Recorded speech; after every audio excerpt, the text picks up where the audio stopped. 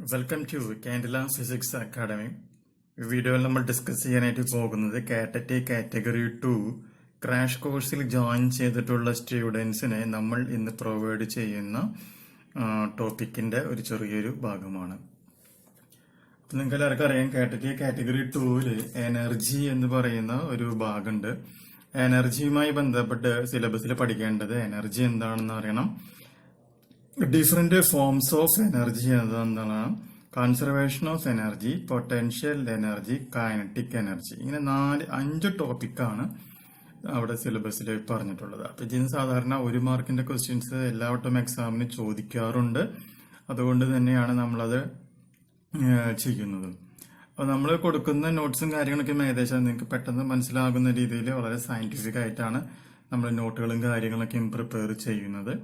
ഇത് 5, 6, 7, 8, 9, 10 ഇത്രയും ക്ലാസ്സുകളിലെ ടെക്സ്റ്റ് ബുക്കുകൾ നോക്കിക്കൊണ്ടാണ് ഇതിന്റെ ടോപ്പിക്ക് നമ്മൾ പ്രിപ്പയർ ചെയ്തിട്ടുള്ളത്. ഒപ്പം തന്നെ പ്രീവിയസ് ക്വസ്റ്റ്യൻ പേപ്പറിലെ ക്വസ്റ്റ്യൻസ് നമ്മൾ ഇതിൽ ഇൻക്ലൂഡ് ചെയ്തിട്ടുണ്ട്. അപ്പോൾ പാഠപുസ്തകങ്ങളും ക്വസ്റ്റ്യൻ പേപ്പറും മിക്സ് ചെയ്തിട്ടാണ് നമ്മൾ ഈ നോട്ട് പ്രിപ്പയർ ചെയ്തിട്ടുള്ളത്.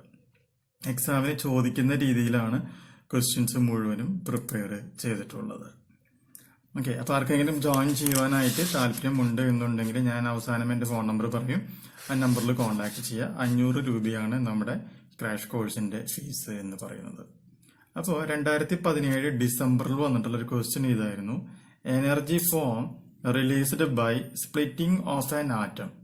അതായത് ഒരു ആറ്റം എന്ന് പറയുമ്പോൾ എന്താണ്, അത് 2ആയി മുറിക്കപ്പെടുമ്പോൾ അല്ലെങ്കിൽ 2ആയി വിഭജിക്കപ്പെടുമ്പോൾ അതിൽ നിന്നും എനർജി റിലീസ് ചെയ്യും. ആ എനർജി റിലീസ് ചെയ്യുന്ന ആ ഒരു പ്രക്രിയനെ പറയുന്ന പേരാണെന്ത്, ന്യൂക്ലിയർ ഫിഷൻ എന്ന പേരിൽ അറിയപ്പെടുന്നത്. അതുപോലെ തന്നെ 2 കുഞ്ഞിയ ആറ്റങ്ങൾ കൂടിച്ചേരുമ്പോൾ അതൊരു വലിയൊരു ആറ്റമായിട്ട് മാറുകയാണെങ്കിൽ അതിനെ നമ്മൾ ന്യൂക്ലിയർ ഫ്യൂഷൻ എന്ന പേരിലും പറയും. അപ്പൊ ന്യൂക്ലിയർ ഫിഷൻ വന്നാലും ഫ്യൂഷൻ വന്നാലും അവിടെ എന്ത് ചെയ്യുന്നുണ്ട്, എനർജി ലിബറേറ്റ് ചെയ്യപ്പെടുന്നുണ്ട്. അങ്ങനെയാണെന്നുണ്ടെങ്കിൽ ആ ലിബറേറ്റ് ചെയ്യുന്ന എനർജിനെ പറയുന്ന പേരെന്താണ്? ഓപ്ഷൻ എ കെമിക്കൽ എനർജി, അതിന് പറയുന്ന പേരാണ് രാസോർജം. ഓപ്ഷൻ ബി ഇലക്ട്രിക്കൽ എനർജി, വൈദ്യുതോർജം എന്ന് പറയുന്നു. ഓപ്ഷൻ സി ന്യൂക്ലിയർ എനർജി, ആണവോർജം. ഓപ്ഷൻ ഡി സൗണ്ട് എനർജി, ശബ്ദോർജം എന്ന പേരിലാണ് അറിയപ്പെടുന്നത്. അപ്പൊ 4 ഓപ്ഷൻസ് ഉണ്ട്. അപ്പൊ ന്യൂക്ലിയസ്, ആറ്റം എന്നെല്ലാം പറയുമ്പോൾ ന്യൂക്ലിയസും അല്ലെങ്കിൽ ആറ്റം അല്ലെങ്കിൽ ആണവം എന്ന് പറയുമ്പോൾ അതുമായി ബന്ധപ്പെട്ട ഓപ്ഷൻ ഏതാണെന്നുള്ള നോക്കാം. ഓപ്ഷൻ ടിക്ക് ചെയ്യാം. ഇനി നമുക്ക് ഇതുമായി ബന്ധപ്പെട്ട് വരുന്ന കുറച്ച് ക്വസ്റ്റ്യൻസ് നമുക്ക് നോക്കാം. Question number 1: the capacity four doing work is known as dash. അതായത് പ്രവൃത്തി ചെയ്യുവാനായിട്ടുള്ള ഒരു വസ്തുവിന്റെ കഴിവിനെയാണ് നമ്മൾ എന്ത് പറയുന്നത്, അതാണ് ക്വസ്റ്റ്യൻ. രണ്ടാമത്തത് SI യൂണിറ്റ് ഓഫ് എനർജി എന്താണ്? SI എന്ന് പറയുകയാണെങ്കിൽ സിസ്റ്റം ഓഫ് ഇന്റർനാഷണൽ. അപ്പോൾ എനർജിയുടെ ഒറിജിനൽ യൂണിറ്റ് എന്താണ്? മൂന്നാമത്തെ question other units of energy, അതായത് എനർജിയുടെ മറ്റ് പേരുകളിൽ അറിയപ്പെടുന്ന യൂണിറ്റുകൾ ഏതൊക്കെയാണ്? സ്വാഭാവികമായിട്ടും ഇനി വരുന്ന അടുത്ത ക്വസ്റ്റ്യൻ ഇതായിരിക്കും: എനർജി എന്ന് പറഞ്ഞാൽ അതിന് എന്തുണ്ട്, ഒരു ഈക്വേഷൻ ഉണ്ടാകും. ആ ഈക്വേഷൻ ഏതാണെന്നുള്ളതാണ്. അപ്പൊ അതാണ് 4ാമത്തെ question, equation of energy. 5ാമത്തെ question energy is A dash quantity എന്നാണ് പറഞ്ഞിരിക്കുന്നത്. ഈ ഡാഷ് ക്വാണ്ടിറ്റി എന്ന് പറയുമ്പോൾ എനർജി എന്ന് പറയുന്നത് സദിശ അളവാണോ അദിശ അളവാണോ എന്നുള്ളതാണ് 1ാമത്തെ പോയിന്റ്. സദിശ അളവാണെന്നുണ്ടെങ്കിൽ അതിന് എന്താ പറയാ, മാഗ്നിറ്റ്യൂഡും ഡിറക്ഷനും ഉണ്ടായിരിക്കും. അദിശ അളവാണെന്നുണ്ടെങ്കിൽ മാഗ്നിറ്റ്യൂഡ് മാത്രമേ ഉണ്ടാവുള്ളൂ. അതിന് വെക്ടർ ക്വാണ്ടിറ്റി, സ്കെയിലാർ ക്വാണ്ടിറ്റി എന്നാണ് പറയാം. അപ്പൊ അത് ഏതാണെന്ന് വെച്ചിട്ടുണ്ടെങ്കിൽ അടുത്തേത്. 6ാമത്തെ ക്വസ്റ്റ്യൻ നോക്കുക: relation between energy E and mass ആം. എനർജിയും മാസും തമ്മിൽ എന്തുണ്ട്, ഒരു റിലേഷൻ ഉണ്ട്, ബന്ധമുണ്ട്. അങ്ങനെയാണെന്നുണ്ടെങ്കിൽ എനർജിയും മാസും തമ്മിലുള്ള ബന്ധം എന്താണ്, അതാണ് എഴുതാൻ പറഞ്ഞത്. ആ ഇക്വേഷനെ പറയുന്ന പേരാണ് എന്തെന്ന് പറയണത്, ഇക്വേഷൻ കണ്ടെത്തിയ ആളുടെ പേര് ഐൻസ്റ്റീൻ ആണ്. അപ്പൊ ഐൻസ്റ്റീൻസ് ഇക്വേഷൻ എന്ന പേരിലാണ് അത് അറിയപ്പെടുന്നത്. അപ്പൊ ഐൻസ്റ്റീൻസ് മാസ് എനർജി ഈക്വാലൻസ് എന്താണ്, അതങ്ങോട്ട് എഴുതാം. 7ാമത്തെ ക്വസ്റ്റ്യൻ നോക്കുക: ദ സം ഓഫ് മാക്രോസ്കോപ്പ്. ഇനി നമുക്ക് ഡിഫറെന്റ് ഫോംസ് ഓഫ് എനർജി നമുക്ക് നോക്കാം. The sum of macroscopic, translational and rotational kinetic and potential energies is known as dash. Sum എന്ന് പറയുകയാണെങ്കിൽ എന്താണ്, കൂടിച്ചേർന്ന് മൊത്തം ടോട്ടൽ എന്നാണ് ഉദ്ദേശിക്കുന്നത്. മാക്രോസ്കോപ്പിക് എന്ന് പറയുകയാണെങ്കിൽ വലിയ വസ്തുക്കൾ, ട്രാൻസ്ലേഷൻ എന്ന് പറയുകയാണെങ്കിൽ നേരെ പോകുന്ന, റൊട്ടേഷണൽ എന്ന് പറയുകയാണെങ്കിൽ ഉരുണ്ടു പോകുന്ന. അപ്പോൾ കൈനറ്റിക് എനർജി എന്ന് പറയുമ്പോൾ രണ്ട് ടൈപ്പ് ഉണ്ട്. ട്രാൻസ്ലേഷണൽ കൈനറ്റിക് എനർജി ഉണ്ട്, റൊട്ടേഷണൽ കൈനറ്റിക് എനർജി ഉണ്ട്. അങ്ങനെയാണെങ്കിൽ കൈനറ്റിക് എനർജിനെ പറയുന്ന മറ്റൊരു പേര് എന്താണ്, ഗതികോർജം, എന്താണ് പറയുക, ഗതികോർജം എന്ന് തന്നെയാണ് പറയുക.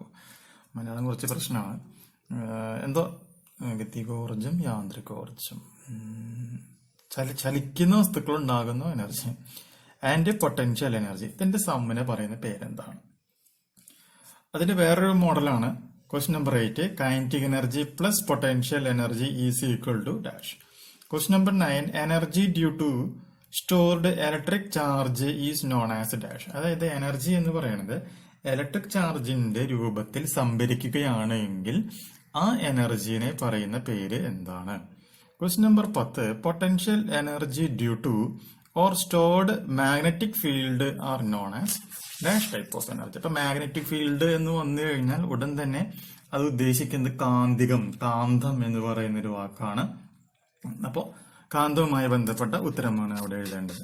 Question number 11. Potential energy due to or stored in gravitational field is known as dash. Gravitation എന്ന് പറയുമ്പോൾ അത് എർത്തുമായി ബന്ധപ്പെട്ട് നിൽക്കുന്ന എനർജിയുടെ ഒരു രൂപമാണ്. ആ എനർജി ഏതാണെന്നാണ് ചോദിച്ചേക്കുന്നത്.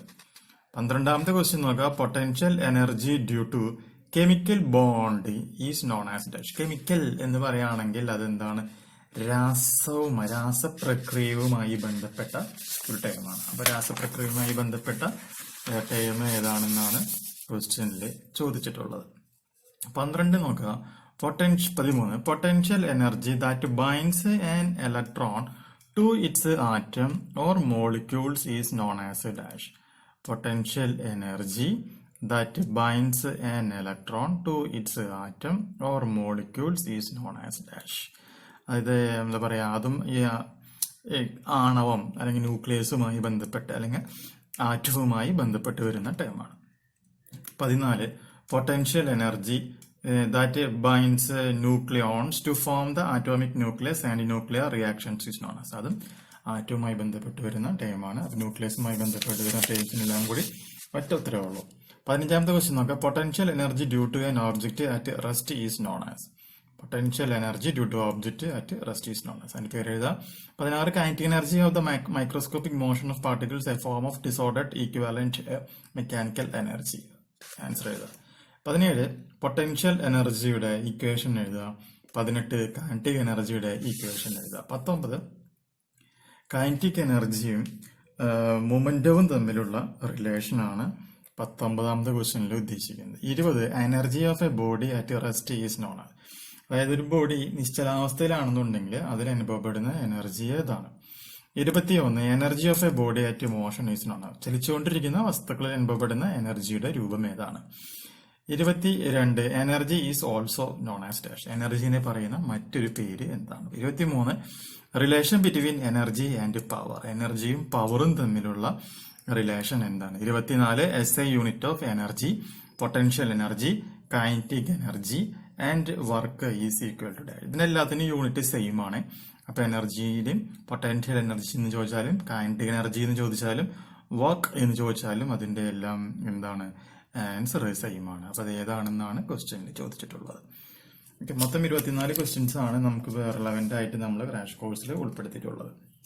ആർക്കെങ്കിലും ക്രാഷ് കോഴ്സിൽ ജോയിൻ ചെയ്യുവാനായിട്ട് താല്പര്യമുണ്ട് എന്നുണ്ടെങ്കിൽ നിങ്ങൾ വാട്സ്ആപ്പ് ചെയ്യേണ്ട നമ്പർ +91 79 94 97 14 19 എന്ന് പറയുന്ന നമ്പറിലേക്കാണ് കോൺടാക്ട് ചെയ്യേണ്ടത്. കോൺടാക്ട് ചെയ്ത് കഴിഞ്ഞിട്ടുണ്ടെങ്കിൽ നമ്മുടെ കോഴ്സ് ഫീസ് എന്ന് പറയുന്നത് 500 rupees ആണ്. അപ്പൊ നിങ്ങൾക്ക് ഫീസ് പേ ചെയ്ത് കഴിഞ്ഞാൽ നിങ്ങൾക്ക് അടുത്ത സമയം നമ്മൾ എപ്പോഴാണോ നോട്ട് അപ്ലോഡ് ചെയ്യുന്നത് അപ്പോൾ തൊട്ട് നിങ്ങൾക്ക് അതിന്റെ ഡീറ്റെയിലിംഗ് ആയിട്ടുള്ള കാര്യങ്ങൾ ലഭിക്കുന്നതായിരിക്കും.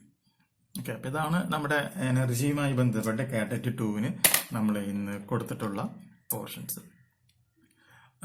അപ്പോൾ താല്പര്യമുള്ള സ്റ്റുഡൻസ് ഉണ്ടെന്നുണ്ടെങ്കിൽ നിങ്ങൾക്ക് ഇനിയും ഓൺലൈൻ കോച്ചിങ് ജോയിൻ ചെയ്യാനായിട്ടുള്ള സമയമുണ്ട്, ജോയിൻ ചെയ്യാം. അപ്പോൾ പുതിയ ഒരു ടോപ്പിക്കുമായിട്ട് നമുക്ക് എത്രയും പെട്ടെന്ന് വീണ്ടും വരാം. Bye bye.